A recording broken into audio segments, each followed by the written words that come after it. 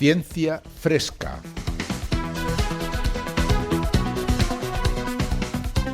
Un espacio de cienciaes.com Para explicar con calma y con rigor la ciencia más reciente. Con Ángel Rodríguez Lozano y Jorge Laborda Fernández.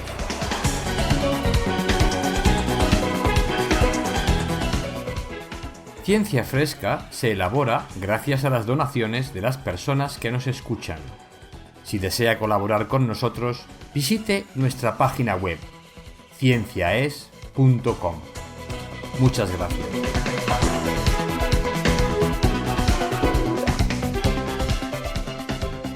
Hola, bienvenidos a un nuevo programa de Ciencia Fresca en el que vamos a regaros con noticias frescas de ciencia. Ángel Rodríguez, que está allí en Madrid. Hola, un saludo a todo el mundo, buena ciencia. Y yo estoy en Albacete, así que aquí estamos para hablar de dos noticias. La primera noticia tiene que ver con el coronavirus. Los virus vuelven a estar de moda otra vez con esto de la epidemia, los casos que ha habido de hantavirus en ese crucero de lujo. Y no voy a hablar del hantavirus, voy a hablar del coronavirus anterior, del SARS-CoV-2, porque todavía sigue dando mucho que hablar desde el punto de vista científico.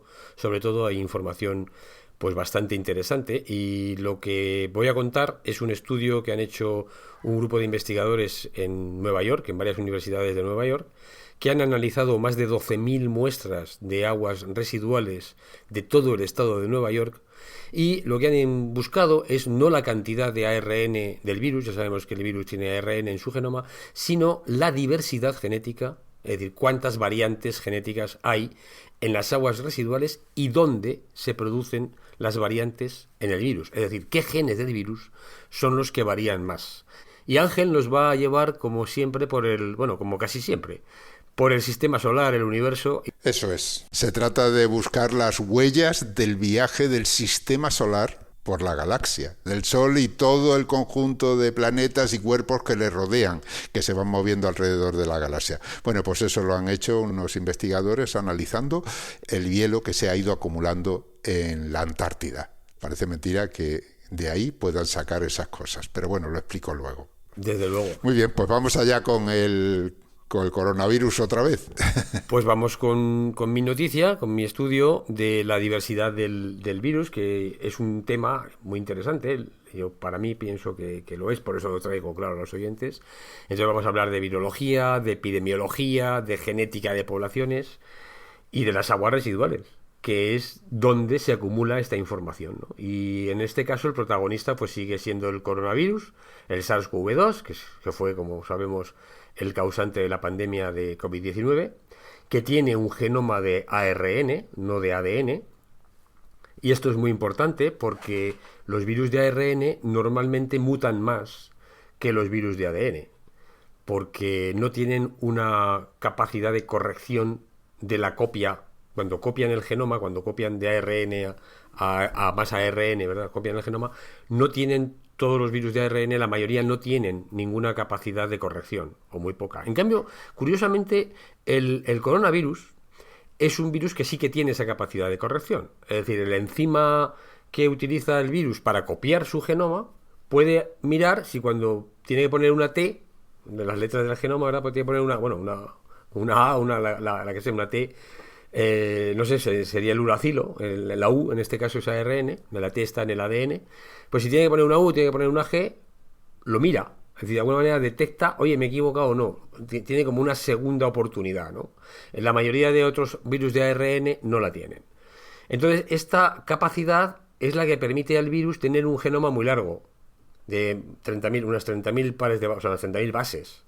30.000 letras. Y además hace que el virus mute con muchísima facilidad, ¿no? El virus muta, pero el coronavirus tiene, ya digo, esta segunda oportunidad de mirar si ha mutado y entonces lo puede corregir. Si no lo pudiera corregir, no podría tener una cantidad de información tan grande. 30.000 bases es muy largo para un genoma que no se puede corregir, porque entonces tendríamos demasiada acumulación de mutaciones y los virus no serían viables. Entonces, este virus puede corregir, pero claro, la corrección no es infalible, se equivoca.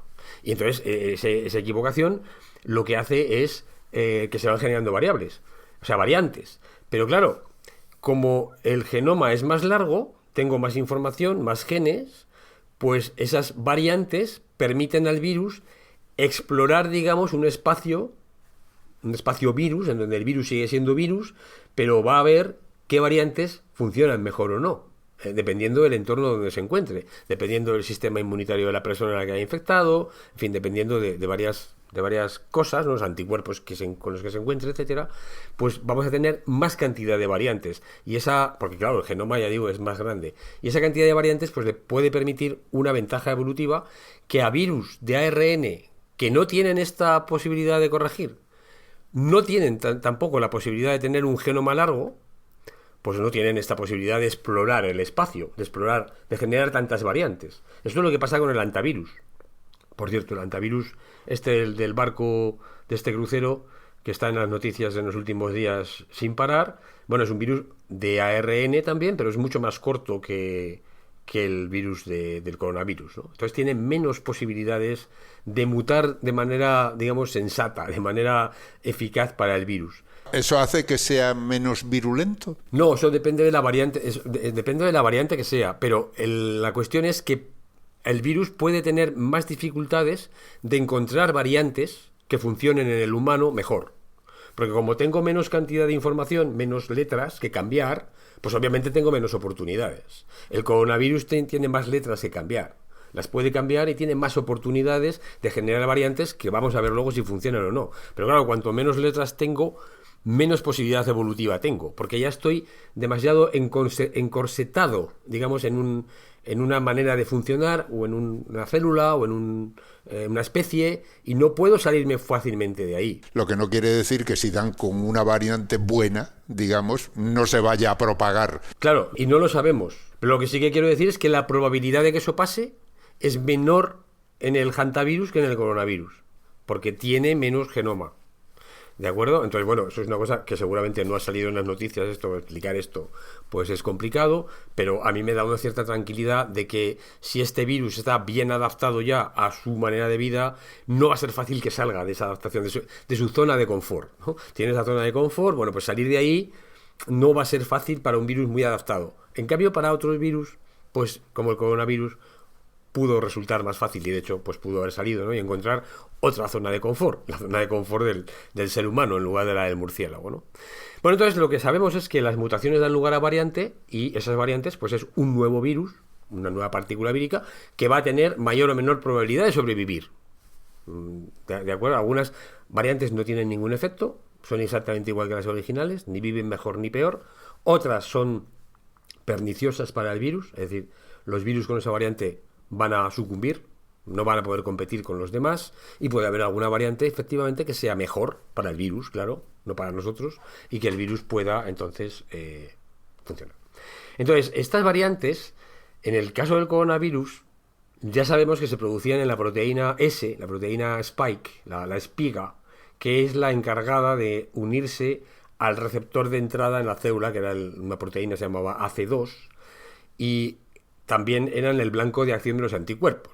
Entonces, las variantes de esta proteína lo que intentaban conseguir, pero evidentemente esto no es ninguna estrategia consciente del virus, simplemente que a lo largo de la evolución del virus se ha producido un gen que genera esta proteína que tiene una robustez de mutaciones, digamos, es capaz de aceptar un montón de mutaciones, que luego veremos que efectivamente esto es lo que sucede, lo detectan los autores del estudio, sin que por ello pueda perder la función de unirse a la célula. Es decir, la idea de esta proteína es que yo puedo tener variantes que van a impedir que los anticuerpos se unan, pero no van a impedir que la proteína funcione uniéndose a la célula.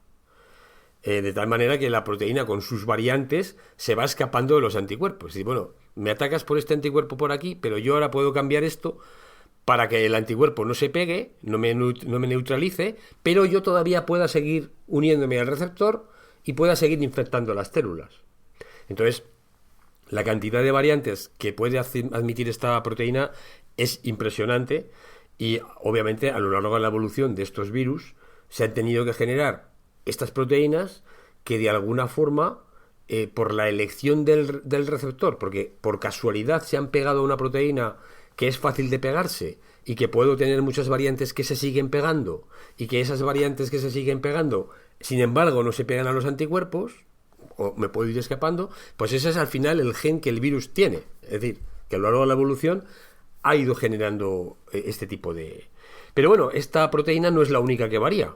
Los demás genes también pueden variar. Hay varios genes del coronavirus que son muy importantes para la función del virus, que también varían, también pueden variar. Es decir, las variantes pueden ser en cualquier lado del virus.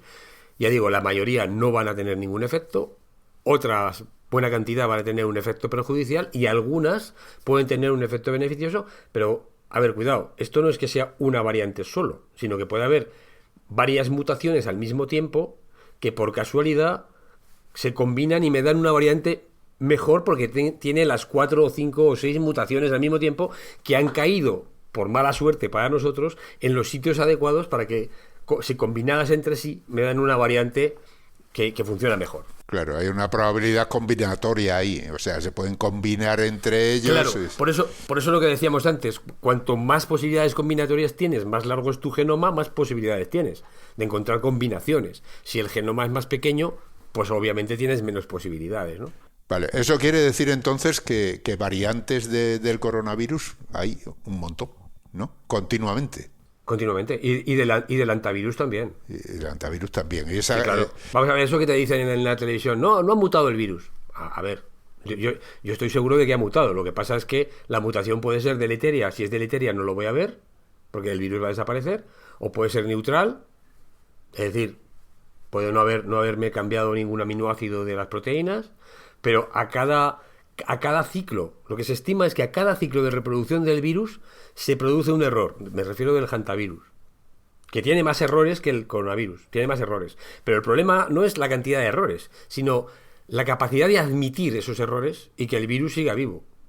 Si cualquier mutación que se produzca en el hantavirus hace que el hantavirus no funcione o funcione menos bien, pues esa mutación va a desaparecer. Es decir, está atrapado en su genoma y no puede mutar. No puede mutar, no es que no mute, va a mutar, pero una vez que haya aparecido esa variante va a desaparecer porque no funciona mejor que la anterior. O sea que cuando se dice que el virus ha mutado, lo que estamos diciendo realmente es que ha encontrado una mutación que nos perjudica. Exacto, exactamente.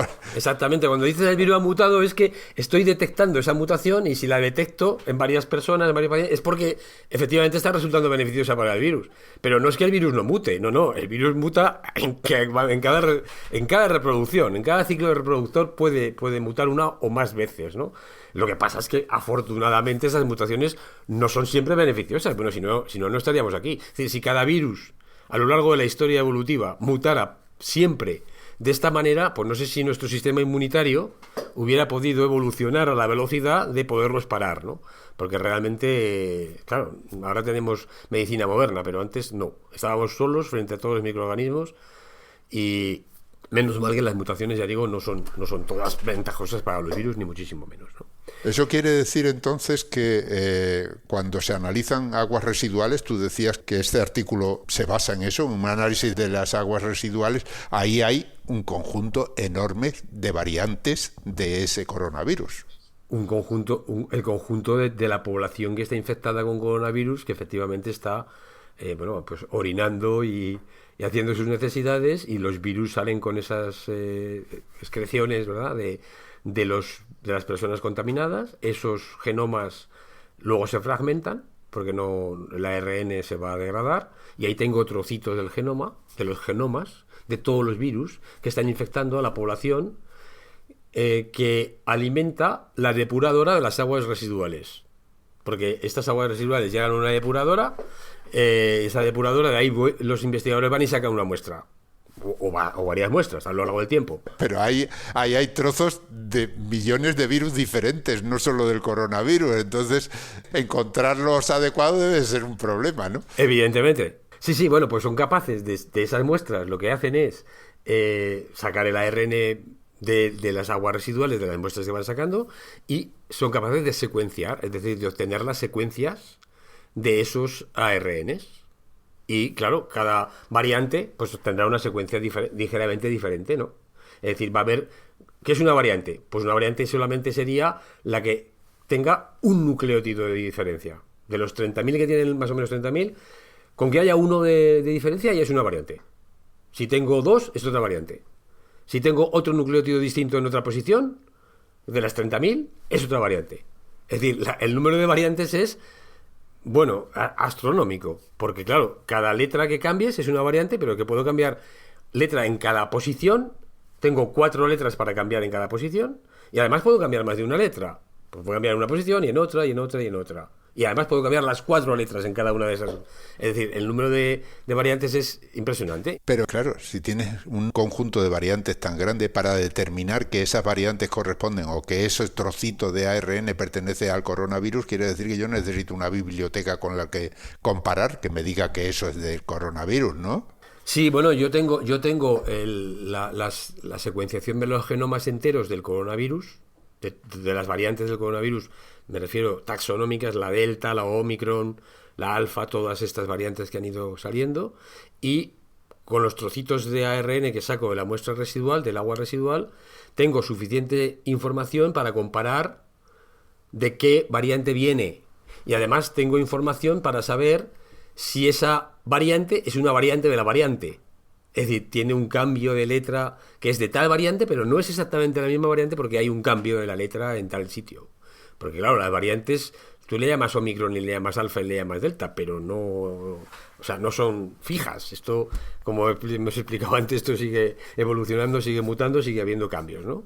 Aunque puedan ser de la estirpe o de la cepa alfa o delta o omicron. O sea, que son capaces de identificar una frase, digamos, por decirlo con letras, una frase, aunque tenga cambiada una o dos o tres letras, la frase sigue siendo del coronavirus, ¿no? A ver, es como si yo quiero la metáfora de analizar si una frase pertenece al Quijote o pertenece a Romeo y Julieta o pertenece a una obra por ahí, ¿no?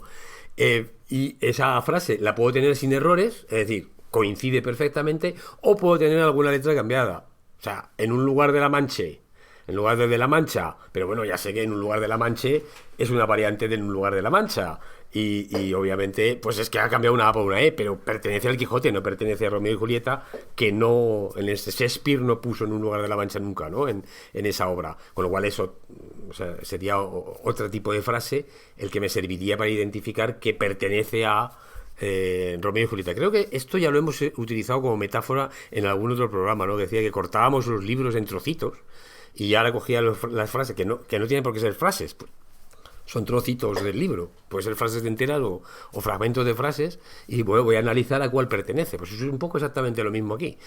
Tengo los libros, entre comillas, que serían los genomas de los virus cortados en trocitos. Además tengo un montón de libros, porque tengo un montón de libros cortados en trocitos de las distintas variantes que aparecen infectando a la población, y ahora voy a ver qué variabilidad tienen, cuántos errores se han producido, ¿vale?, en esas frases, y a qué libros, entre comillas, a qué cepas, a qué estirpes pertenecen. Entonces esto es lo que se proponen los autores hacer con la pregunta de si esta variabilidad, si yo determino la variabilidad, además de determinar la concentración, si esto tiene un valor que me permita saber cómo va la epidemia. Es decir, la idea era, obviamente, de las aguas residuales era saber cómo, si yo analizaba la cantidad de ARN, lo que sabían los investigadores es cuánta gente estaba infectada, la proporción de gente que estaba infectada. Y podía servir como una predicción de que a lo mejor en una semana esta gente que está infectada, pues tantos van a ir al hospital. Con lo cual, si tengo mayor cantidad de ARN, va a haber mayor número de hospitalizaciones, porque una proporción de esta gente va a acabar con una enfermedad grave, otros no. Claro, son gente que está en su casa, que tiene, a lo mejor se acaba de infectar, que no nota incluso síntomas todavía, pero evidentemente en sus secreciones, que van a las aguas residuales, sí hay ya virus, ¿no? Exacto, efectivamente. Entonces, bueno, yo con ese dato, sabiendo cuánto virus hay, nada más, no quiero saber la cepa que es ni nada, simplemente cuánto virus hay, pues puedo saber, a lo mejor predecir o tener una idea de qué va a pasar la semana que viene. Va a haber un pico, viene el pico, no viene el pico, va a haber más hospitalizaciones, van a bajar las hospitalizaciones, o sea, tener un poco la idea para prepararme, ¿no? O sea, el sistema sanitario que se preparara mejor. Bueno, la idea es, vale, esto ya lo sabemos que la cantidad de virus tiene esta información, pero ¿y la variabilidad del virus? Es decir, si tengo más variantes en esa muestra de aguas residuales, ¿qué querría decir? Pues querría decir que el virus se está reproduciendo con bastante velocidad, porque si no, no habría variantes. Es decir, las variantes surgen de que el virus se reproduce. Si no, obviamente, no las hay. Y esas variantes, pues puede haber que haya alguna variante que está explorando el espacio infeccioso, digamos, de la capacidad infecciosa que tiene esa variante, y que si hay más variantes, pues puede haber alguna que infecte mejor y que me dé, pues obviamente, un valor predictivo. Es decir, bueno, al haber más variantes en general, alguna habrá que va a infectar mejor, y esto también me va a permitir, a lo mejor, predecir o tener una idea, más que predecir, tener una estimación de cómo va la epidemia, de si va a haber más hospitalizaciones o menos hospitalizaciones o lo que sea, ¿no? Entonces, lo que hacen es esto, sacan 12.290 muestras de aguas residuales de depuradoras de todo el condado, del estado de Nueva York. El artículo está publicado en Science, y hay un mapa del estado de Nueva York, donde ven las depuradoras de los condados del estado de Nueva York, ahí le llaman los condados, y donde sacan las muestras, y a qué zonas del estado corresponden, ¿no? Entonces analizan estas muestras desde enero del año 23 hasta abril del año 25. Es decir, acaban de sacar las muestras. Es decir, ya no estamos en la pandemia, digamos, de pico. Y sin embargo, sigue habiendo hospitalizaciones. Y sin embargo, sigue habiendo casos que van al hospital. Y que dan positivo, ¿de acuerdo? O sea, es decir, que no hay pandemia, pero el coronavirus está ahí y sigue dando problemas a algunas personas. Bueno, entonces esto es lo que sacan estas muestras, y lo que hacen es un análisis de diversidad. Y entonces el análisis de diversidad utilizan unas técnicas que no voy a detallar porque son bastante técnicas las cosas, ¿no? Pero bueno, para que tengamos una idea, una de las diversidades que emplean es una medida matemática de la diversidad de los nucleótidos, de las letras. Y la idea intuitiva pues es fácil, ¿no? Imagínate que tienes una posición concreta de las 30.000 bases, una posición. Y en esa posición yo puedo poner las 4 letras. Puedo poner una A, una G, una C y una U. Y las puedo poner en distintas proporciones. A lo mejor tengo un 50% de A's, un 20% de G's, ¿vale? Entonces, según esas proporciones, se inventan una fórmula matemática que cuanto mayor es, más diversidad tiene. Y me da una medida de esa diversidad en base a la proporción de las letras que hay en una determinada posición. Claro, yo puedo tener una variabilidad en todas las posiciones. Entonces yo voy a mirar todas las letras del genoma, que están todas ahí. Están todas en trocitos. Pero las puedo unir, digamos, puedo saber cuáles son, y puedo saber cuántas variantes hay, cuántas letras han cambiado en cada posición del genoma. Y eso me va a dar un número de la variabilidad en un determinado momento, que es cuando yo he sacado esa muestra de las aguas residuales. Emplean otra técnica parecida a esta, que le llaman la entropía de Shannon, que bueno, también tiene que ver con la diversidad digamos, de letras en distintas posiciones. O sea, si yo tengo una letra solo, pues ahí tengo una posición con muy poca entropía, muy poco desorden, porque sé que si voy a la posición 100 voy a encontrarme con una A, pues eso no tiene ninguna incertidumbre. Pero si voy a la posición C y me puedo encontrar con cualquier letra, pues ahí tengo una incertidumbre. No, eso me aumenta el desorden, digamos, me aumenta la entropía, que llaman ellos. Bueno, pues determinando esto en cada posición, también tengo un valor de diversidad. Y luego además utilizan un programa que en lugar de mirar la diversidad letra por letra, lo que hace es identificar las variantes que hay. Es decir, si tengo variante delta, si tengo omicron, si tengo las que sea. Es decir, cuántas cepas distintas tengo en esa población, además de las variantes de letras, cuántas cepas distintas tengo. Y entonces lo que encuentran, o sea, una vez que han determinado esto, bueno, hay una cosa muy importante, y es que dicen que la variabilidad que encuentran puede ser pequeña, pero eso no quiere decir que no sea significativa desde el punto de vista de la influencia que puede tener en la evolución de la infección y en la evolución de hospitalizaciones o de casos graves, ¿no? Porque claro, no es solo la variabilidad, sino dónde se ha producido también esa variabilidad. Bueno, y esto es una cosa también muy, muy interesante, porque ¿dónde se produce la variabilidad? ¿En qué zonas del genoma? Y entonces, claro, lo primero que encuentran es que lo que era esperable efectivamente sucede. Donde más variabilidad se encuentran es en la proteína S, la proteína de la espiga, que es la que hemos dicho antes, que es la que se tiene que unir al receptor de la célula para que pueda entrar. Si evidentemente la proteína no es la llave, ¿no? Si esa proteína que es la llave no funciona, pues no puede entrar. Entonces, ¿qué hace el sistema inmunitario? Intenta bloquear la llave, le intenta poner capuchones, que son los anticuerpos. Pero la llave cambia y entonces el capuchón no funciona y podemos seguir teniendo la llave que entra en la cerradura de la puerta. Entonces ahí es donde más variabilidad encuentran. Pero también encuentran una variabilidad en una proteína que no tiene que ver con los anticuerpos, que es una proteína interna del virus, que es una proteína que lo que hace es cortar las proteínas que hace el virus juntas. O sea, el virus tiene la información, digamos, correlativa, sin puntos y aparte, ni puntos, ni coma, ni nada, ¿no? Pero hay una proteasa es una enzima que corta proteínas, que va a ir a esa proteína generada por el virus, que es una proteína combinada, digamos, de 2 o 3 o varias proteínas del virus, y las va a cortar en los sitios adecuados para producir las piezas individuales que van a funcionar en la replicación del virus. Y esta proteasa es, por tanto, una proteína fundamental. El virus necesita que eso funcione, porque si no funciona la proteasa, pues resulta que el virus no se puede reproducir. Y lo que encuentran es que ahí hay más diversidad en la proteasa. O sea, hay menos que en la proteína S, pero es un gen que tiene más diversidad. Porque yo entiendo que el hecho de que exista tanta variedad de la proteína S es porque como el sistema inmune está luchando contra ellos, está habiendo una especie de selección natural y tiene que haber mucha variedad para poder sobrevivir, porque si no acaban con el virus. ¿Pero esa otra proteína también es tan importante para unirse a la célula? Ese es el tema, esa es la pregunta, que por cierto, no sé si ellos responden en su artículo, yo me he dedicado a analizarlo por mi cuenta y me he preguntado, y bueno, se lo he preguntado también a la inteligencia artificial, digo, yo creo que es por esto, ¿qué opinas? Ahora voy a contar por qué creo que es. Y me ha dicho que sí, que eso es una hipótesis plausible. A ver, esto no está demostrado. Pero ¿qué puede pasar para que haya más diversidad de una proteína tan importante? Porque tú dices, si es tan importante, tendría que ser fija. Porque si no, si cambia... Claro, pero tenemos un problema. Y es que el virus no puede corregir todos los errores. El virus va a mutar y va a generar errores. Sí o sí. Entonces, ¿qué pasa si en esa proteína tan importante tengo un error y la proteína no funciona? Pues que el virus no puede reproducirse.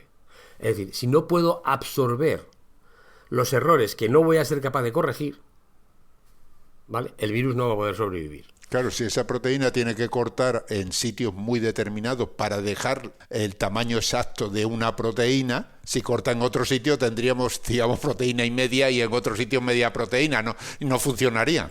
Corta, claro, si corta en otro sitio o no corta, o pierde la actividad de cortar. Entonces, claro, ya no funciona. Entonces, yo tengo que ser capaz de que, aunque no pueda corregir todos los errores de la proteína, del gen, cuando el virus se reproduce, aunque no sea capaz de corregir todos los errores, pues que tenga una proteína que funcione. Eso va a dar más viabilidad al virus, es decir, va a haber más variantes que puedan reproducirse. En cambio, otras proteínas, si tengo esos errores, a lo mejor ya el virus no funciona, con lo cual, claro, voy a tener menos diversidad. Es decir, las proteínas que no sean capaces de absorber esos errores van a tener menos variabilidad. Menos variabilidad que yo detecte. No que se produzca, variabilidad se produce. Pero la variabilidad que se detecta es la que permite al virus sobrevivir. Claro, es la que triunfa. Entonces, si tengo otras zonas del virus con menos variabilidad, eso quiere decir que ahí los errores, si se producen, el virus no mantiene esas variables. En cambio, en esta proteína, que ya digo, es muy importante para que funcione, para que el virus funcione, puede absorber más errores, tener mayor capacidad de absorber errores y permite al virus sobrevivir. Claro, eso es una proteína muy importante, ¿no? Entonces, a lo mejor es una posibilidad para explicar por qué hay más variabilidad.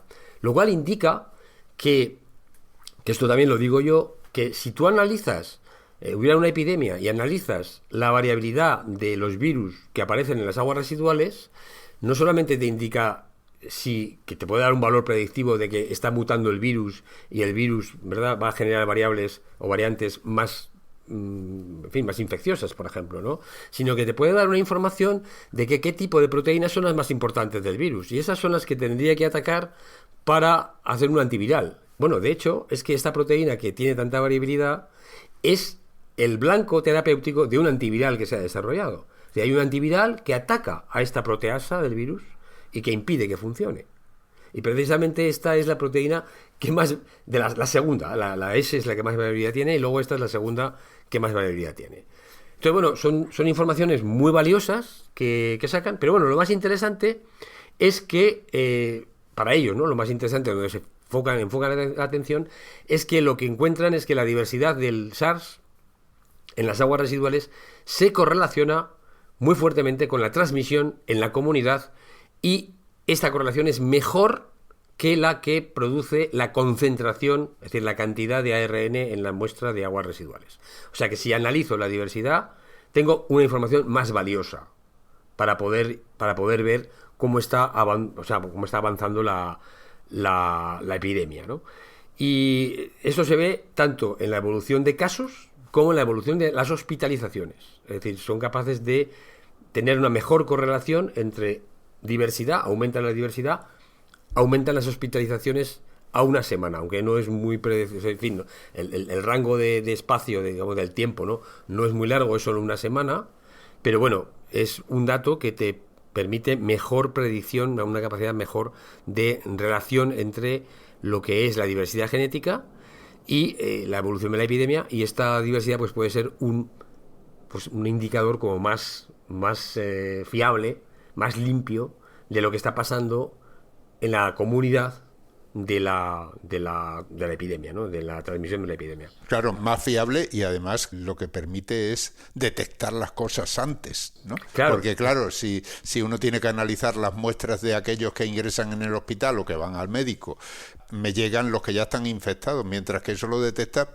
muchísimo antes, o por lo menos una semana o 2 semanas antes. Claro, y aparte otra cosa, que es que, claro, una cosa es las muestras que saco de los pacientes que van al hospital, y otra la muestra que saco de los pacientes en global. Algunos van a ir al hospital y otros no. Pero algunos que no van al hospital van a estar infectados por la misma variante de los que van al hospital. Lo que pasa es que los que van al hospital pues son de mayor edad, están inmunodeprimidos, tienen algún tipo de problema, y esa variante en esas personas pues va a causar hospitalizaciones, mientras que en otras no. Entonces, bueno, ahí también tenemos otra posibilidad de investigar, ¿no? Es decir, cuáles son qué condiciones llegan con esta variante, que sé que estaba en las aguas residuales, por qué ha aumentado la progresión de esta variante en los que están en el hospital versus la población en general.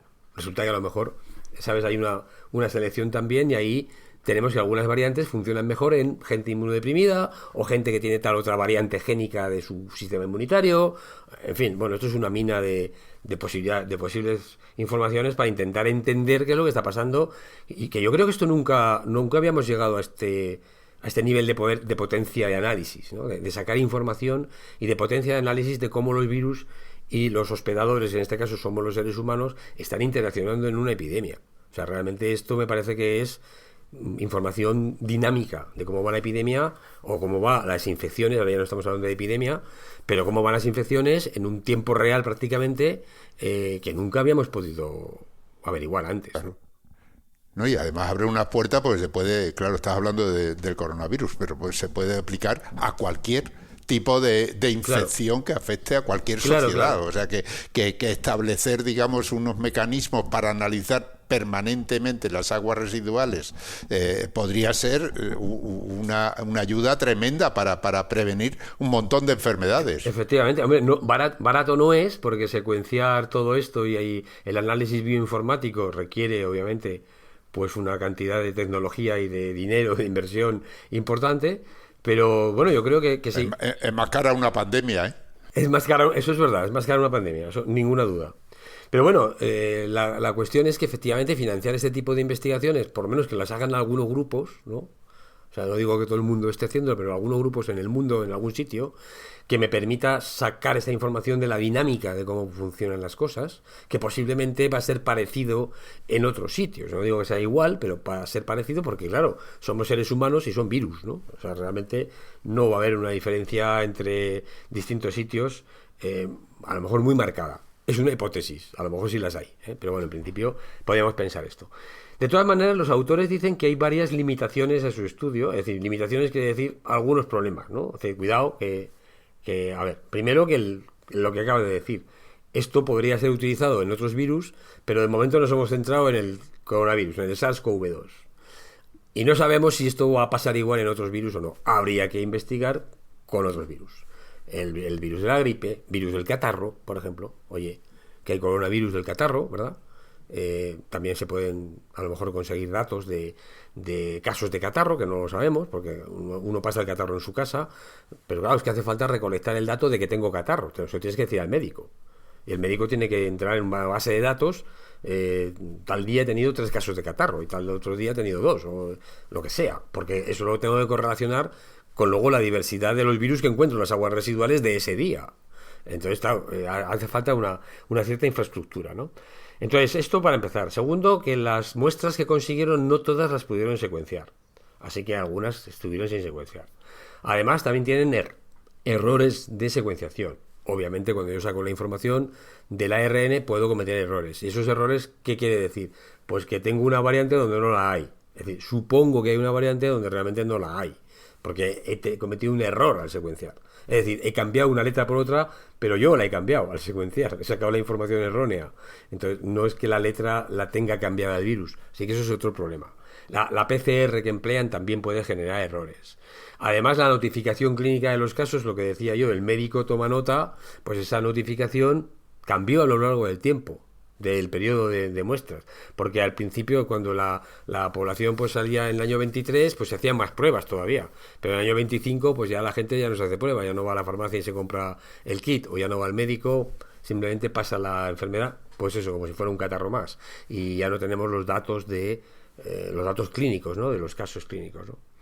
Así que bueno, esto es otro problema, y luego además otro muy importante, y es que las depuradoras no coincidían con los distritos de los datos clínicos. Es decir, el condado de lo que fuera de Montgomery, ¿vale? Pues es el que recoge los datos de los casos. Pero la depuradora no es la de Montgomery, es la depuradora de Montgomery y la de Kensington, de al lado.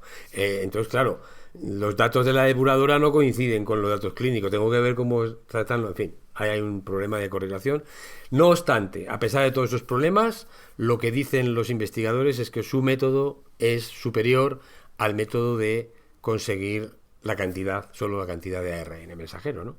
Y esta yo creo que es la importancia del estudio, ¿no? Realmente, pues eso, lo que hacen es ver las variantes, el virus genera variantes, las personas las echan en las aguas residuales las cogen muestras, sacan la secuencia, analizan los cambios, las mutaciones que hay en toda la secuencia, analizan las variantes que hay en esas aguas residuales y analizan si estas variantes correlacionan con los casos y con las hospitalizaciones. Y hacen una medida matemática de correlación y la comparan con la cantidad de ARN solo. Es decir, cuánto ARN tengo, qué correlación me da, cuántas variantes tengo, qué correlación me da. Y encuentran que la correlación es superior cuando lo hacen con las variantes del virus, y además encuentran pues una dinámica de variantes un poco inesperada, porque eso de la proteína que variaba tanto, pues eso no se lo esperaban de entrada, y han encontrado sin embargo que hay proteínas que varían más de lo normal, digamos, que alguna explicación tiene que tener. Yo he ofrecido una evolutiva,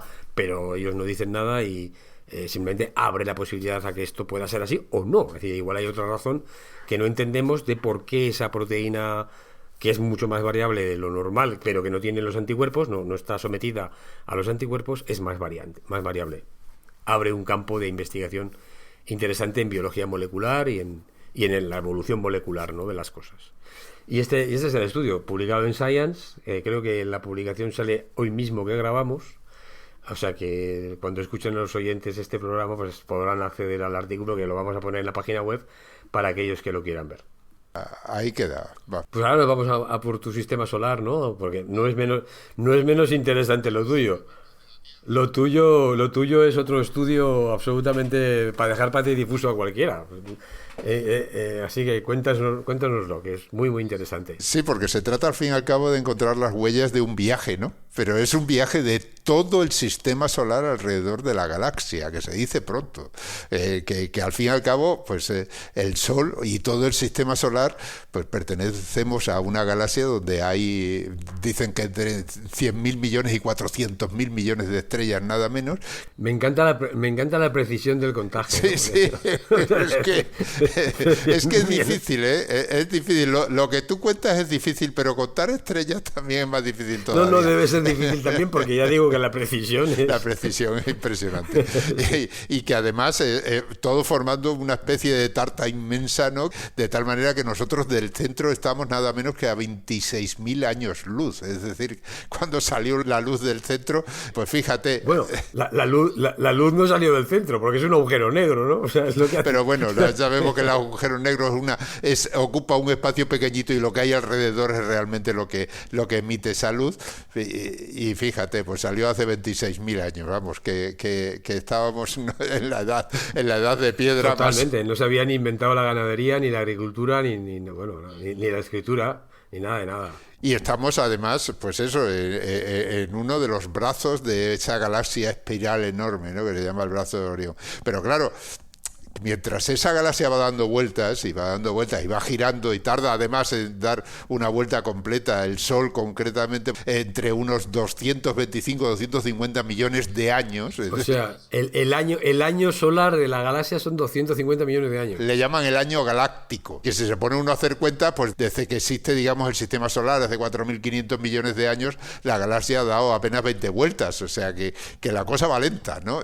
Pero al final, si uno se para a pensar y dice, bueno, pues el sistema solar, que incluye, ya digo, el Sol, todos los planetas y todos los cuerpos que lo rodean, está moviéndose alrededor de la galaxia y va cruzando ese espacio interestelar, va encontrándose cada vez con materia y por lo tanto lo que podemos decir es que va atravesando el medio interestelar. ¿Y qué es el medio interestelar? Podemos preguntarnos. O sea, que ese medio no está Claro, vacío. ese medio, ahí hay gas, que es un gas extremadamente tenue, ¿no? O sea, muy pocas moléculas por metro cúbico. Hay polvo interestelar, es decir, ya son partículas un poquito más grandes. Hay campos magnéticos, lógicamente. La luz nos llega, la luz es un campo magnético que atraviesa y está ahí, y que también ofrece su resistencia, lógicamente, porque los campos electromagnéticos, pues, como la luz, son partículas también, y existe un viento, digamos, de ese tipo, y luego está lleno de restos de supernovas que estallan. Es decir, hay una serie de cosas que existen y que el sistema solar va encontrando en el camino. Dentro de ese camino ya se ha detectado que existen irregularidades, es decir, no es todo uniforme, existen o sea, nubes. El gas no está, digamos, no está homogéneamente distribuido, sino que hay zonas más densas y zonas menos densas. Claro, de hecho se piensa que ahora mismo el Sol está cruzando lo que llaman la nube interestelar local, que es una nube en la que se introdujo hace entre 40 y 100.000 años y de la que saldrá dentro de unos pocos miles de años, que es una nube, digamos... ¿Y estas nubes cómo se forman? ¿Esto viene del origen inicial de la galaxia? ¿Que no se han condensado o hay otras razones de que haya estas nubes? Hay varias razones. Por una parte, claro, hay una materia original de la que se ha formado toda la galaxia y todo se ha ido aglutinando. En algunos casos se aglutinan más por la gravedad y se forman estrellas o se forman planetas o se forman otros cuerpos. Lógicamente estas estrellas atraen por una atracción gravitatoria parte de la materia, con lo que entre estrellas queda un lugar menos denso o carente de partículas. Todo eso luego además se va animando, es decir, que las estrellas a medida que evolucionan no solo van recogiendo materia, sino que además la van eyectando. Existen supernovas que estallan con una violencia tremenda y que esparcen por todo el universo una serie de materiales, entre ellos pues todo el material, todos los átomos de los que estamos formados nosotros, que procedemos precisamente de esas fábricas que son las estrellas. Sí, bueno, ahora que dices todo esto me acuerdo, tengo la imagen en la cabeza de la nebulosa del Cangrejo, que es una nebulosa que viene de una supernova, que Bueno, seguro que por internet hay imágenes preciosas de esta nebulosa. Efectivamente, esa nebulosa, la nebulosa del Cangrejo, es muy famosa porque fue observada por allá por el año 1054 por astrónomos chinos y árabes, y es lo que queda de la explosión de una supernova en aquellos momentos. Y como esa hay muchas otras. Está Cassiopea A, por ejemplo, que estalló hace 350 años, o la más reciente, una que se llama 1987A, que explotó en aquel año, en 1987, dentro de lo que es la Gran Nube de Magallanes, una de esas galaxias satélites de la Vía Láctea, y que desde entonces pues se ha ido expandiendo, creando pues esa nebulosa, esa nube de gas. En fin, hay muchas y con nombres muy interesantes, como la de Tycho Brahe, Puppis o la nebulosa del Velo, en fin, muchos nombres. Bien, pues eso es lo que encuentra el sistema solar en su camino. Pero, como digo, el sistema solar no es solo el Sol, pero el Sol sí genera su propia atmósfera alrededor, que le llaman heliosfera. Es decir, el Sol emite partículas, las partículas forman lo que llaman el viento solar, y ese viento solar se va encontrando con ese viento exterior o estelar que se encuentra en el camino, por lo tanto va chocando contra todas esas nubes, y en ese choque se va modificando esa heliosfera, esa especie de burbuja que crea el viento solar alrededor del sistema solar. Una burbuja que nos protege, ¿no? De otras sí, cosas, es una burbuja que está protegiéndonos de partículas que llegan a alta velocidad, de rayos cósmicos, de una serie de radiaciones que nos llegan. Aparte de eso, la propia Tierra tiene su escudo protector con la magnetosfera y demás, que nos protege de radiaciones que vienen del propio Sol, lógicamente. Es decir, todo eso está claro y ya tenemos una imagen general de lo que ocurre, ¿no? Cada estrella tiene su propia heliosfera y se va moviendo, y existe un material interestelar que va encontrando. Ahora bien, ¿cómo podemos saber realmente qué es lo que ha ocurrido? Porque si nosotros analizamos la atmósfera en un día normal, pues un día tiene nubes, otro día está despejado. Tenemos la meteorología que nos dice cómo va cambiando la atmósfera a lo largo del tiempo. Claro que en este caso no estamos hablando de nubes normales y corrientes, son nubes muy alejadas, están por ahí perdidas en el espacio interestelar.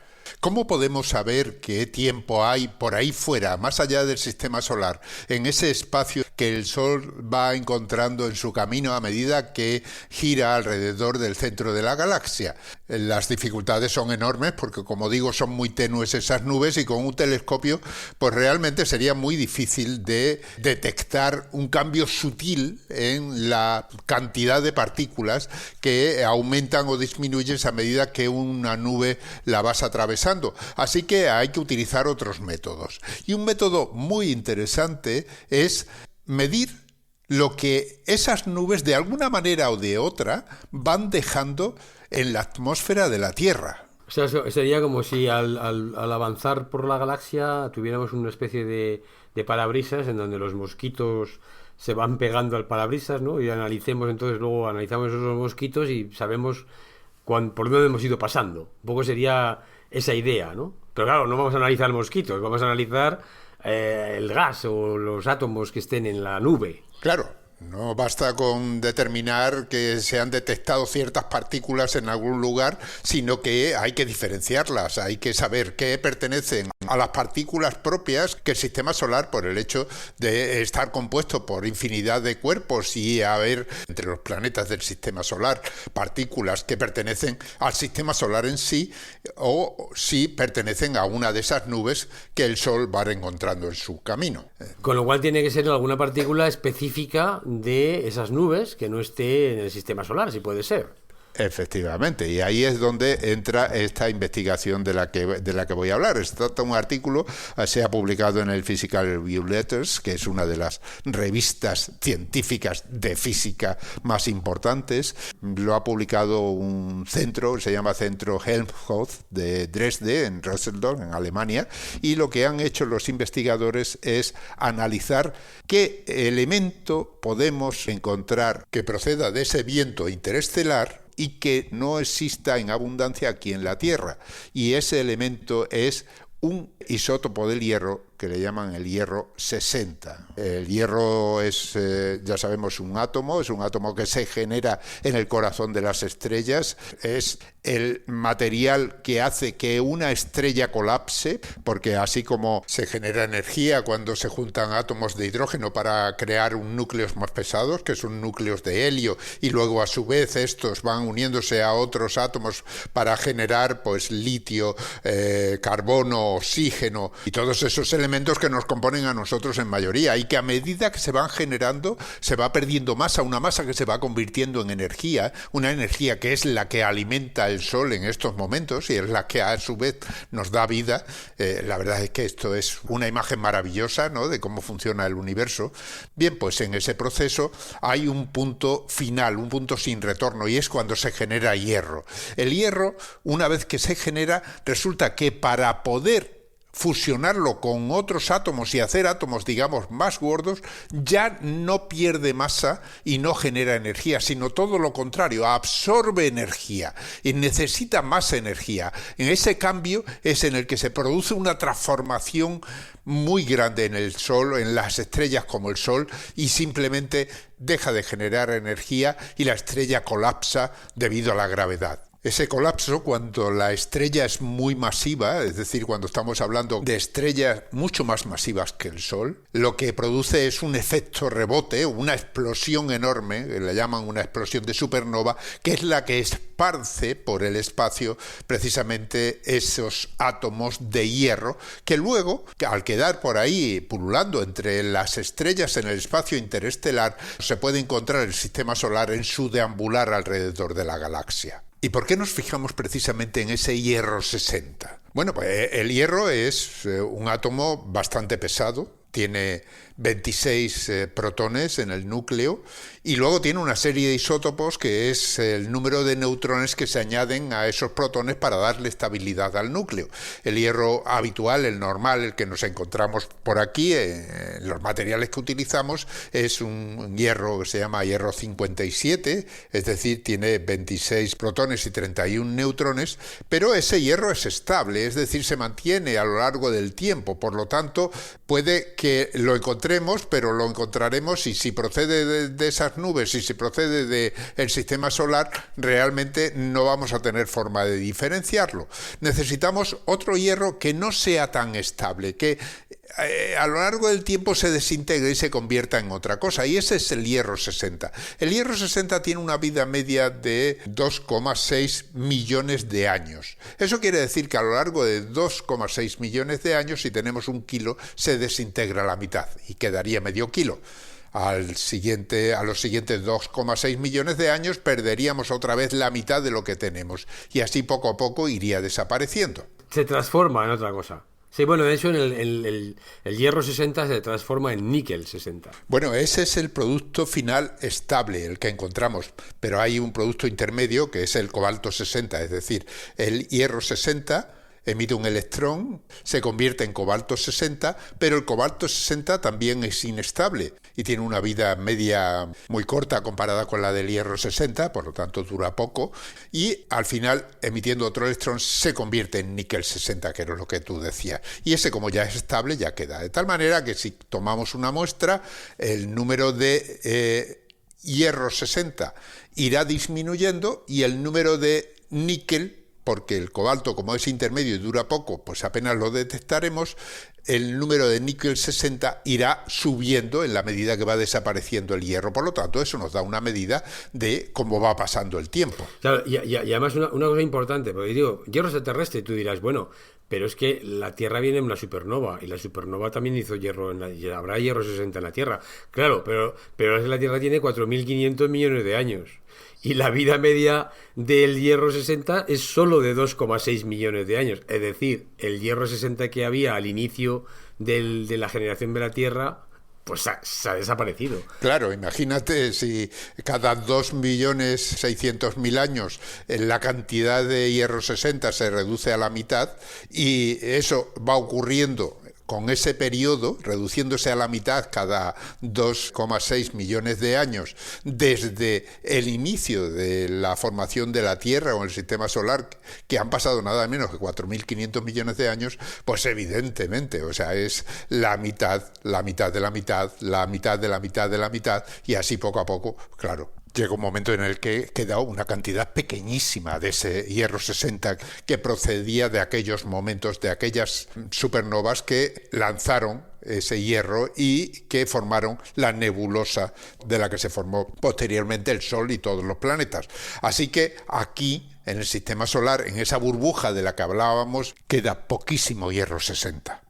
Por lo tanto, si analizamos los sedimentos en algunos lugares de la Tierra y encontramos con que hay una proporción mayor de hierro 60 de la esperada, es porque se ha producido mucho tiempo después. Se ha producido durante explosiones de supernovas que han ido sucediendo a lo largo de la vida del sistema solar y que han ido desprendiendo una serie de nubes que a lo mejor han sido creadas hace muy pocos millones de años y por lo tanto no han tenido tiempo de perder ese hierro 60 que se ha formado en ese momento de la explosión. Si eso que decimos es verdad, ha sucedido, lo que puede ocurrir es que el sistema solar, cuando va moviéndose alrededor del centro de la galaxia, puede atravesar una de esas nubes y todo ese material que contiene la nube, una parte de él caerá tanto hacia el Sol como hacia los planetas y hacia la Tierra, y quedará acumulado en los sedimentos de distintos lugares. Y ahí es donde está la historia de esta investigación, lo que intentan buscar. ¿Y dónde buscan?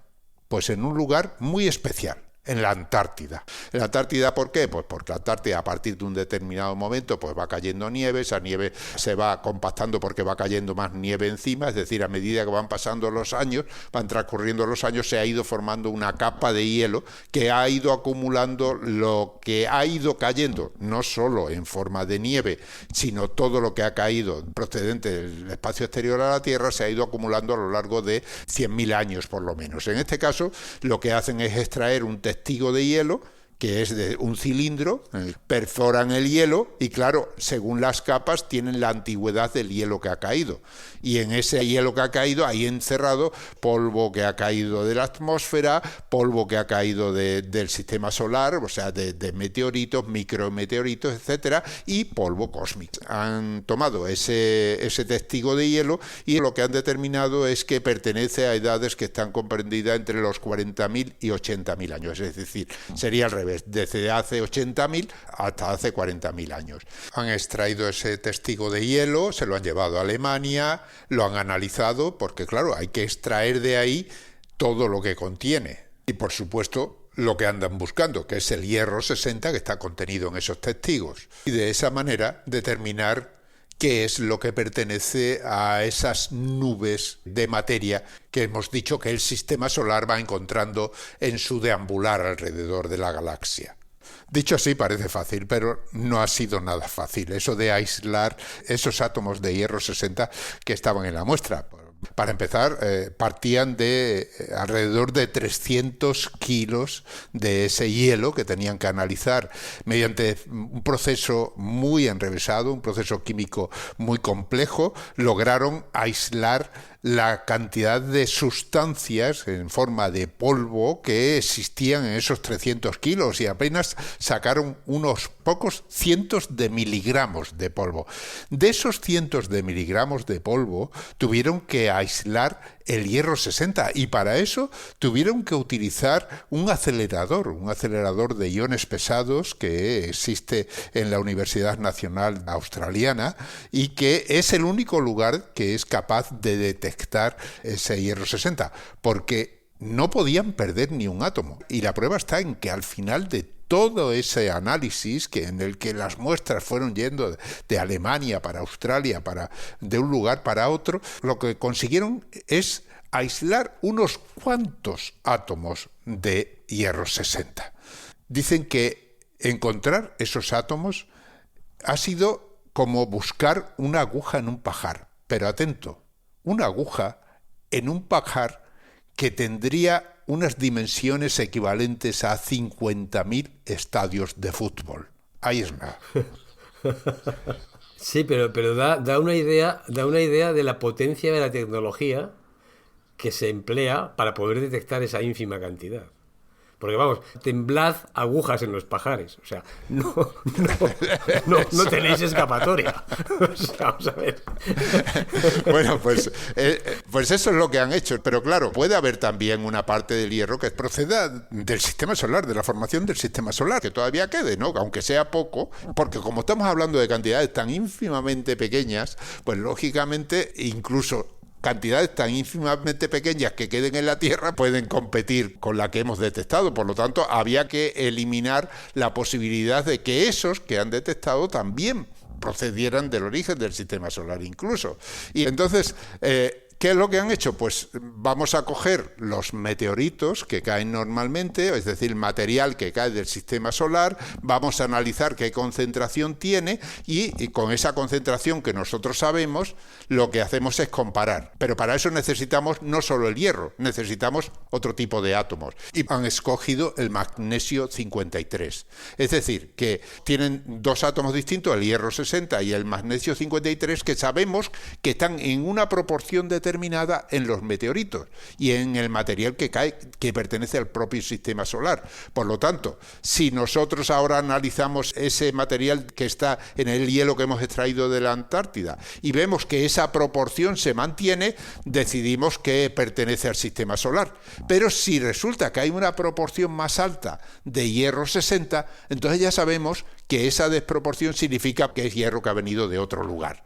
Y así han podido determinar la cantidad que pertenece a ese hierro de origen interestelar que ha ido cayendo a la Tierra durante ese periodo de tiempo. Que ya no es del sistema solar. Y una vez que se descubre que hay material interestelar en ese que han descubierto, hay que tener en cuenta otras cosas. Por ejemplo, hay que tener en cuenta que actualmente el Sol se encuentra dentro de una pequeña nube, y esto se sabe por otros medios, llamada nube interestelar local, que es una de las varias nubecillas que forman lo que llaman el complejo de nubes interestelares locales.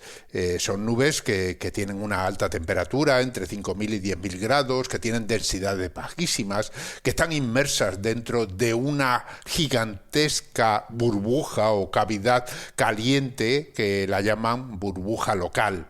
Esta burbuja local fue la que fue creada por esas 14 o 20 supernovas que estallaron hace entre 10 y 15 millones de años, en lo que ya hemos dicho que es la asociación estelar Scorpius Centaurus.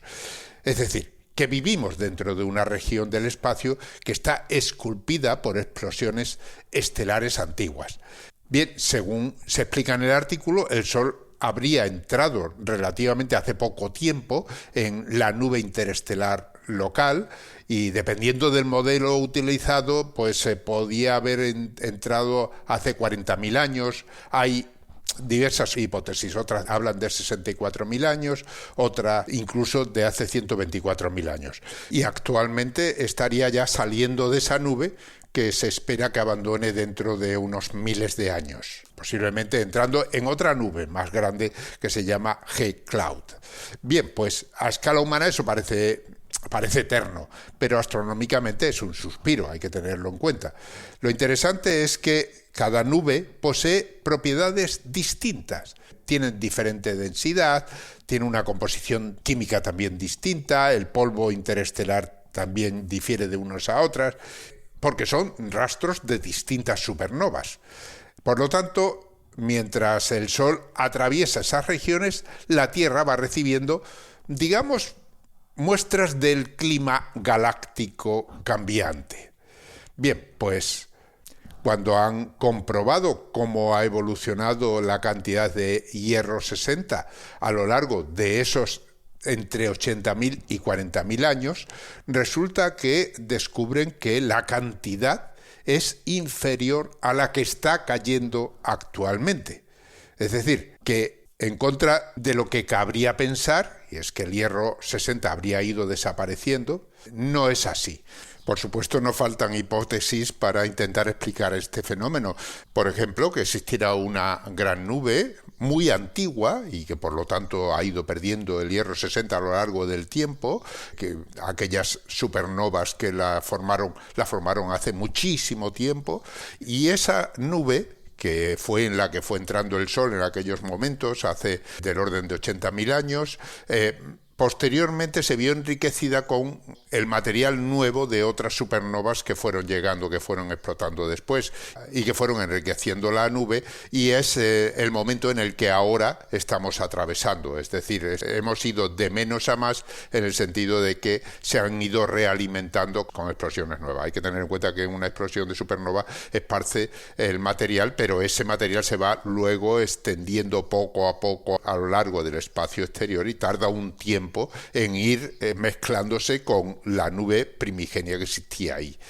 Sea como sea, esto requiere, por supuesto, mucha más investigación, esto es el principio, pero lo más importante de este artículo es que el medio interestelar alrededor del Sol conserva una especie de memoria de las explosiones estelares antiguas.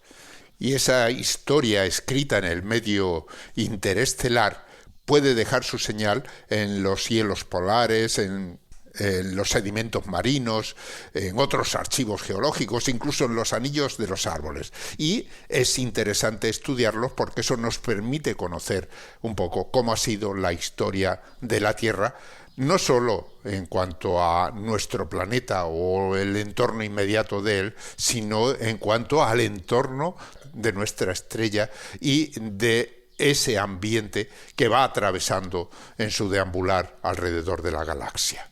Muy bien, pues nada, Ángel, muchas gracias por tus explicaciones tan interesantes. La verdad es que yo me imaginaba viajando por el sistema solar atravesando esas nubes. Bueno, es un viaje que espero que les haya gustado a todos los que nos escuchan, y hay que tener en cuenta que estos estudios solamente abren un camino, pero hay muchas formas de atacar un problema y cada uno de ellos, cada una de esas formas va aportando información, intentando responder las preguntas que nos hacemos cuando observamos la naturaleza. Pues como estaba pasando con lo que decías tú del coronavirus, ¿no? Que vamos avanzando y esos avances nos van informando de todo, de cómo funcionan los virus y de cómo se mueve el sistema solar. Y el avance del sistema solar de la galaxia. Y bueno, esos 100.000 campos de fútbol llenos de paja. Sí, bueno, increíble. Es más agradable imaginar eso que meterse en las aguas fecales para... Desde luego, sin duda. Hay una esquina, una parte, digamos, de la biosfera que no es muy agradable de analizar, pero bueno, ahí estaban estos esforzados investigadores de Nueva York haciendo estos análisis. Bueno, seguro que mandaban a los becarios, los pobres becarios. Vete a sacar la muestra. En fin, bien. Bueno, pues nada, lo vamos a dejar aquí. Aquí lo dejamos, sí. Como siempre, pues un placer hacer el programa contigo. Por lo mismo, espero que los oyentes también hayan pasado un rato agradable y hayan aprendido, tengan materia para reflexionar sobre la vida de lo pequeño y la vida de lo grande, ¿no? del propio sistema solar. Sí, aprendan lo interesante que es la ciencia, porque como hemos dicho otras veces, puestos a echar la imaginación se queda corta cuando uno descubre estas cosas. Muy bien, pues nos vemos, o nos oímos dentro de un par de semanas, si todo va bien. Así que, como siempre, buena ciencia y hasta el próximo programa. Buena ciencia. Un abrazo a todos. Adiós, un abrazo. Han escuchado ustedes Ciencia Fresca, un programa de cienciaes.com elaborado por Jorge Laborda Fernández y Ángel Rodríguez Lozano. En nuestra página web, cienciaes.com, les ofrecemos una amplia colección de programas de divulgación científica en español. Si le agrada nuestro trabajo, visite nuestra web y colabore a su mantenimiento con una donación.